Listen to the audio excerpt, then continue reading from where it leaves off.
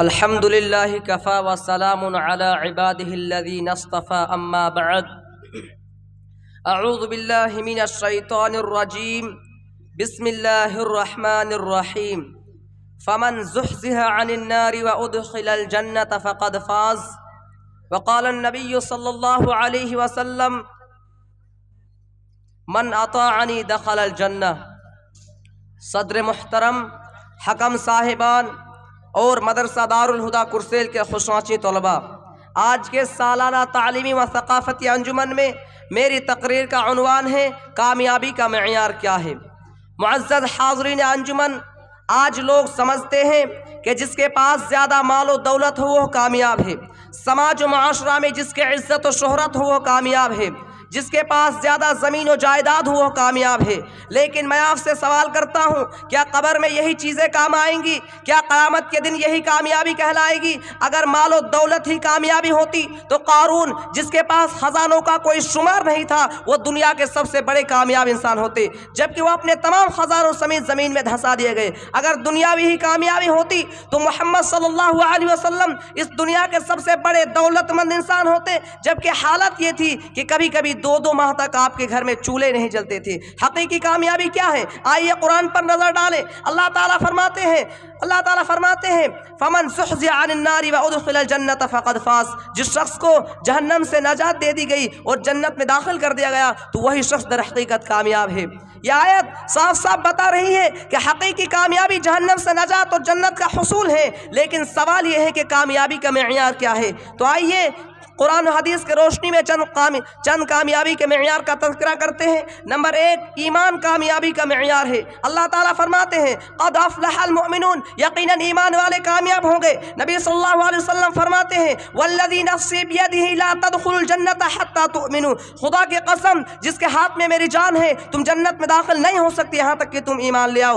حضرت عائشہ کا واقعہ یاد کیجئے، جو بہت ہی دردناک طریقے سے شہید ہو جانا گوارا کر لیا، لیکن ایمان کی دولت سے ہاتھ نہیں دھویا، وہ کامیاب ہو گئی۔ حضرت سمیہ رضی اللہ تعالی عنہ، جو بہت ہی شرمناک طریقے سے شہید ہو جانا گوارا کر لیا، لیکن ایمان کی دولت سے ہاتھ نہیں دھویا، وہ بھی کامیاب ہو گئی۔ حضرت بلال کا واقعہ یاد کیجئے، جس کو ایمان لانے کی وجہ سے بہت زیادہ تکلیفوں کا سامنا کرنا پڑا، سینے پر بھاری بھرکم پتھر رکھتے، پتھری زمین پر گھسیٹتے اور تپتے ریت پر لٹاتے، تب بھی کہتے احد احد، یعنی اللہ ایک ہے، اللہ ایک ہے۔ اس بلال حبشی رضی اللہ تعالی عنہ نے ایمان کی وجہ سے دنیا کو ٹھکرا دیا، لیکن ایمان کا سودا نہیں کیا، وہ بلال رضی اللہ عنہ بھی کامیاب ہو گئے۔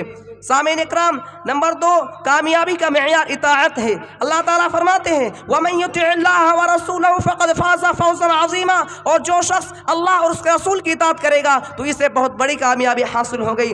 نبی صلی اللہ علیہ وسلم فرماتے ہیں من اطاعنی دخل الجنہ، جو شخص میری اطاعت کرے گا وہ جنت میں داخل ہوگا۔ نمبر 3، تقوی کامیابی کا معیار ہے۔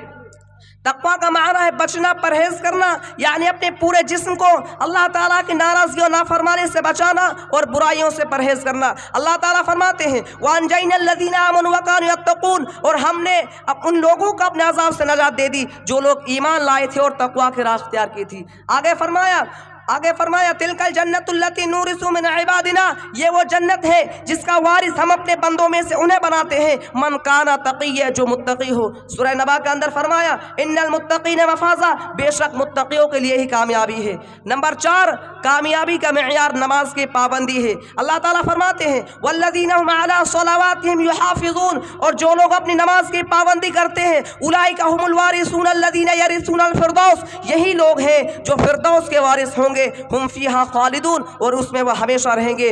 ہر دن 5 وقت مؤذن پکارتا ہے حی علی الصلاۃ، آؤ نماز کی طرف، حی علی الفلاح، آؤ کامیابی کی طرف۔ جس نے مؤذن کی اس پکار پر لبیک کہا اور نماز کے لیے آیا تو وہ شخص کامیاب ہو گیا۔